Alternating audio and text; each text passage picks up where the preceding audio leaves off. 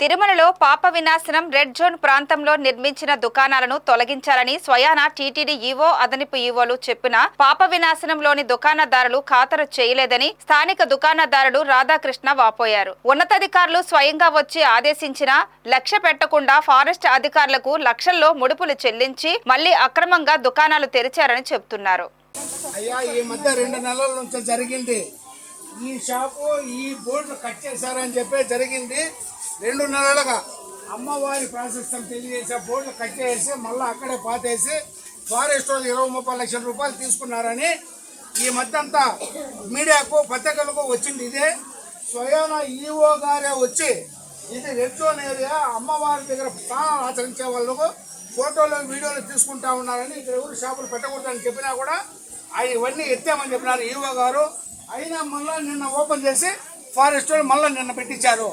మళ్ళీ ఇప్పుడు ఎన్ని లక్షలు తీసుకున్నారో తెలదు. ఈఓ గారు దీన్ని పట్టించుకొని ఈ సమస్యను పరిష్కరించాలని పాప వినాశ వ్యాపారస్తుడు రాధాకృష్ణ కోరుకుంటున్నాడు.